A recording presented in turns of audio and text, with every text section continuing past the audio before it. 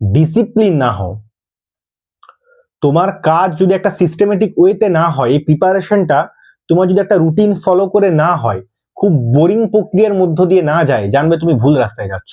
তোমার প্রতিটা দিন হবে বোরিং তোমার কাছে। বোরিং আমি কেন বলছি, মানে পড়াশুনো করতে কার ভালো লাগে? এখন আমি যদি কাউকে বলি যে তুমি রোজ 10 থেকে 12 ঘন্টা করে পড়াশুনো করো, তো সে কি বলবে? উফ দাদা, দারুণ কথা বলেছো দাদা, 12 ঘন্টা করে পড়াশুনো করতে বলেছো, লাইফে সব আনন্দ উৎসব বিসর্জন দিয়ে, দারুণ কথা। খুশি হয়ে যাবে কিসে? হবে না, বোর হবে। এই বোরের রাস্তাটাই তো জিআরএফ এর রাস্তা, সাফল্যের রাস্তা।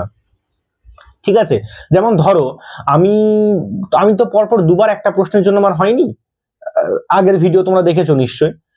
তো এমন তো নয় যে আমার পরপর দুবার হলো না আর আমার মনে হতো উফ এবার হলো না, ঠিক আছে আবার পড়বো, কি মজা পড়াশুনো করতে, ও পড়াশুনোর মতন কিচ্ছু নেই, উফ পড়াশুনো করতে কি ভালো লাগছে, একবার হলো না দারুণ লাগছে, আরো বেশি করে পড়বো, খুব ভালো লাগছে পড়তে, পরের বারও হলো না, তাতে কি হয়েছে, আরো বেশি পড়বো, আরো স্যাক্রিফাইস করবো, কি মজা।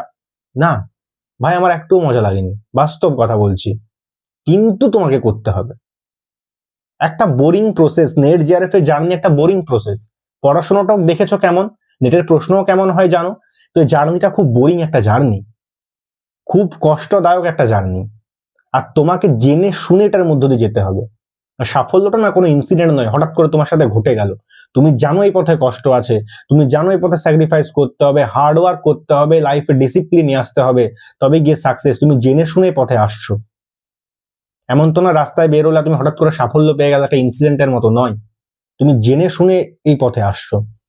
দেখো আমি সবসময় একটা কথা বলি, জেআরএফ এর পড়াশোনা হচ্ছে একটা সাধনা, তপস্যা। তোমার যদি লক্ষ্য জেআরএফ হয় না, তোমাকে সাধনা করতে হবে, রীতিমতো তপস্যা করতে হবে তোমাকে।